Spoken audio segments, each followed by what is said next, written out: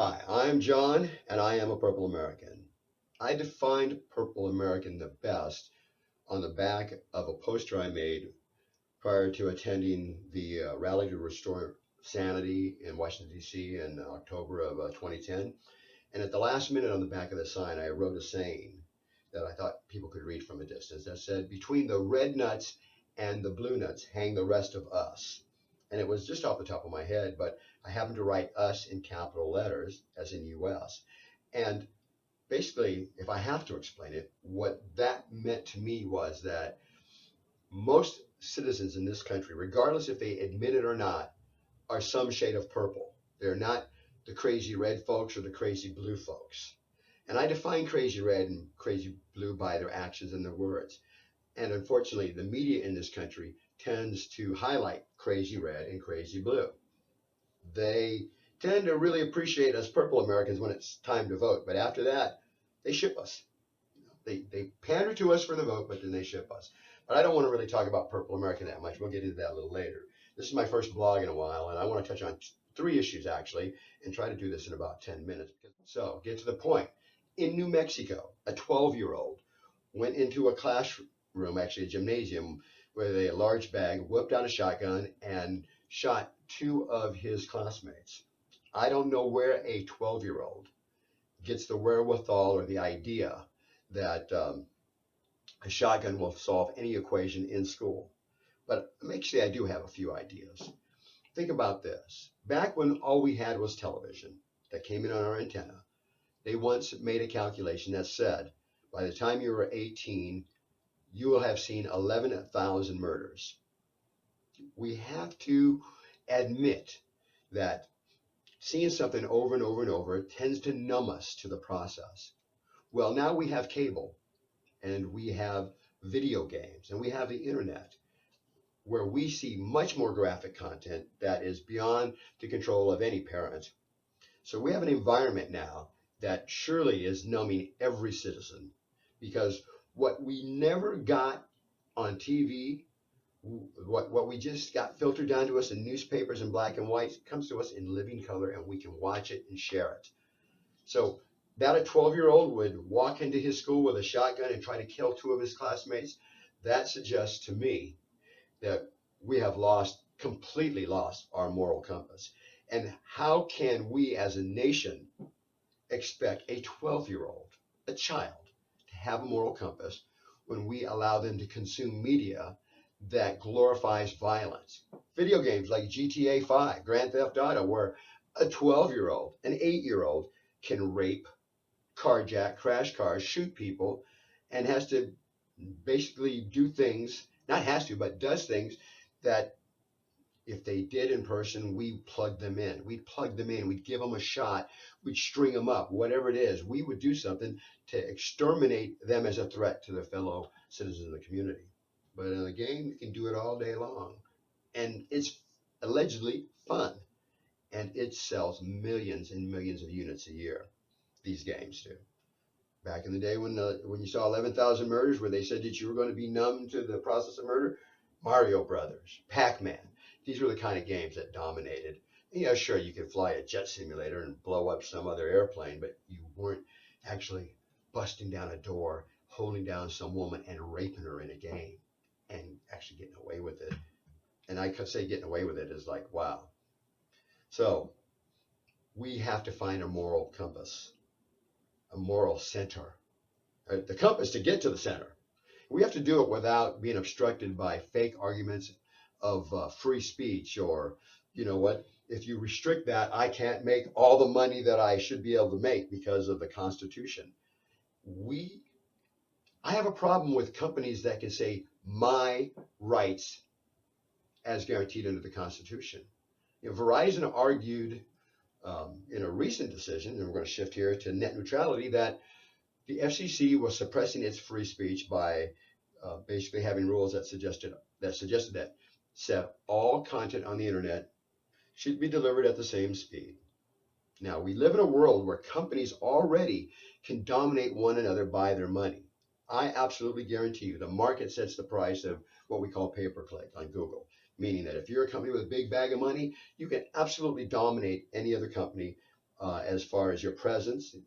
Google ads cost money. Facebook ads cost money. Trust me, to play in those environments, you have to have a big money already. But what they're talking about now is actually saying that, well, for those people with the big bag of money, you can travel on the internet at 100 miles an hour. The rest of y'all, remember the days of a modem? Because that's the speed you're going to get. 2400 baud, baby. Be glad we're going to give you that at all. In fact, we might make you pay just to get 2400 baud. And for you that don't understand baud, back in the days before we got cable, before we had DSL, there were things much, much slower for content consumption. And Verizon won this decision. And what that means is, unless somebody else doesn't come in, create a better argument, companies can decide what tier content can be delivered at. And tier mean by speed. So basically, maybe me on YouTube trying to develop a voice gets relegated so down, so slow, that nobody would want to watch it, even if I was the smartest guy in the world, because my speed is like that 2400 or 1200 baud. Heck, I remember back in the days when 1200 baud was smoking. And trust me, right now, 1200 baud would deliver a few of these words like in a minute. The other thing is not only then can companies bring money and dominate their brand all over, or their message or their agenda. Political parties can put their agenda on top of everybody just with money, but they can also make it much easier for their content to be consumed, because companies like Verizon, Google, Microsoft could decide that, hey, your money not only equals placement, but it also equals better access, speed. That's a double whammy that could cause a total shift in the content that we deliver. The GTA guys, they could come and bring big bags of money and say, hey, we want this to be everywhere. And those people, let's say like me, say, wow, that's crazy, would basically be relegated to the dungeon of the internet that's traveled so slow that, again, if I had the cure for everything, I mean, imagine this. Let's say I came up with the cure for cancer. And I said, I've got the cure for cancer. Well, a consortium of healthcare companies that said, well, that's not good for us. We'll lose a lot of money. Let's suppress that guy with our money. And they could just obliterate that message. It's happening now. But neutrality, and I don't think there's anything neutral in the world, really. But neutrality, we, like finding a moral compass as a nation, need to find a moral compass on the internet, and also develop basically a neutral space for the world to participate, because right now the internet is the dominant way that we communicate. We no longer care about black and white newspapers when we can get it in full living color right then and there. So imagine if the internet is just the tool of the rich and the famous and the powerful. Imagine that world. You could actually lose control of your whole community from way over there. And the final thing I want to move on is something that is really in my face here locally in Northern California. And I have been thinking for a while that we need to come up with something akin to refugee camps in the United States of America. We build refugee camps all over the world. If a storm comes through, if there is political upheaval, if there's social economic upheaval, if there's war, we put citizens in other countries that can't take care of themselves. We determine, wow, we can help you take care of yourself. Here's money, here's a camp, here's medical care, here's food, here's shelter. Yet, 3 blocks from here, I bet you there's 500 people living on the beach. And it is just unfortunate in the sense of weather and drought that it's going to be 65 today in the winter. Those people in Chicago, they probably pulled 3 or 4 of them dead out from underneath the tree, frozen to death because of the weather there. Refugee camp sounds so third world, but drive around someplace warm in the city and see what you see on the street. You see the refugee camp is already here, but it's unsupervised. In this country, we need to find a way to put government back to work in its 2 functions. Protect the borders, take care of those who can't take care of themselves. And one way is some dressed up version of a refugee camp, repurposing resources, the military, community efforts, city, state, and local efforts to help take care of those people that don't take care of themselves, and then also help those people who need a hand out of the illegal camp in the bush, we need to stop looking the other way and find a way to basically create a system that helps these people become back into the to the productive society. I thought I would do this in 10, but I'm going to go 12. And here's why I think this is important in the United States. We have a lot of resources in the form of children and people that just fell on hard times.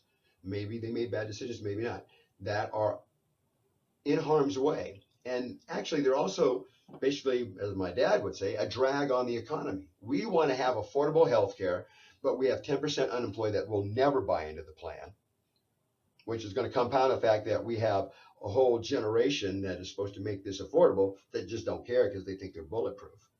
And they know that ultimately they may get some help if they show up at the hospital, regardless of affordable health care. Now, all these folks that are living in cardboard boxes on grates in the cities and the bushes and the camps, I've actually seen them in the Sacramento area living, camping on interstate off ramps in the middle of the big cloverleaf with their tents. If I made you a soup, let's think about this in closing. If I made you a soup, a great soup, and called the soup the United States of America, put all the goodness of the United States of America in this soup, and then in one corner of it, I took some arsenic or a cup of turd, and I put that in the soup, what part of that soup to you is edible? What part of that soup to you is great? And what part of the soup are you going to eat knowing that there's a turd over in the corner? You know, that's an analogy I used to make when it came to speakers and sound systems, but that's an analogy we can make about the United States today. My name is John Wood. I'm a Purple American. I am a Purple American, and I appreciate that you watched this.